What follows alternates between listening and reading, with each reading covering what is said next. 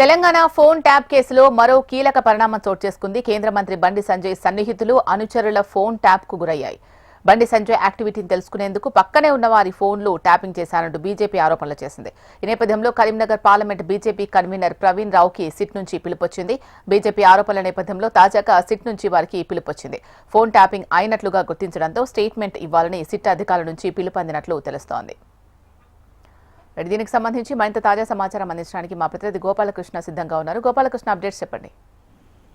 యశిల, ముఖ్యంగా కరీంనగర్ ఎంపీగా ఉన్నటువంటి బండి సంజయ్ ఎలక్షన్ సమయంలో అలాగే 317 జీవో సంబంధించి దానికోసం పోరాడుతున్నటువంటి సందర్భంలో ఇదంతా కూడా బీఆర్ఎస్ ప్రభుత్వ హయాంలో అని చెప్పుకోవచ్చు.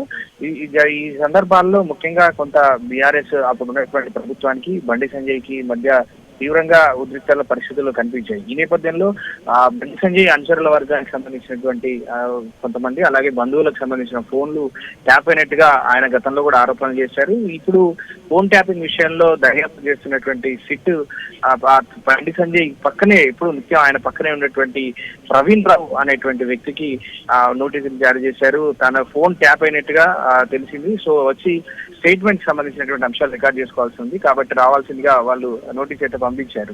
ఇక ప్రవీణ్ పూర్తిగా పార్లమెంట్ కన్వీనర్ గా ఉన్నారు బీజేపీకి. బండి సంజయ్ కి సంబంధించినటువంటి వ్యవహారాలతో పాటుగా పార్టీకి సంబంధించినటువంటి వ్యవహారాలన్నీ కూడా పార్లమెంట్ సెగ్మెంట్ లో ప్రవీణ్ రావు వ్యవహరిస్తూ ఉంటారు, ఆయన చూస్తూ ఉంటారు. ఈ నేపథ్యంలో తనకు సంబంధించినటువంటి ఫోన్ ట్యాప్ చేయడం ద్వారా బండి సంజయ్ యాక్టివిటీని ఫాలో చేయొచ్చు అనేటువంటి ఉద్దేశంతో ప్రభుత్వం చేసింది ఫోన్ ట్యాపింగ్ అనేది బీజేపీ ఆరోపణ.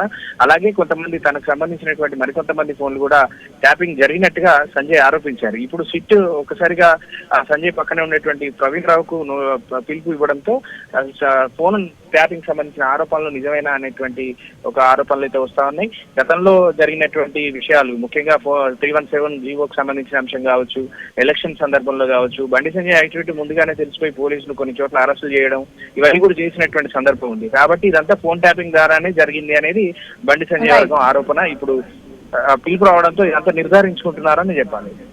Thank you Gopalakrishna.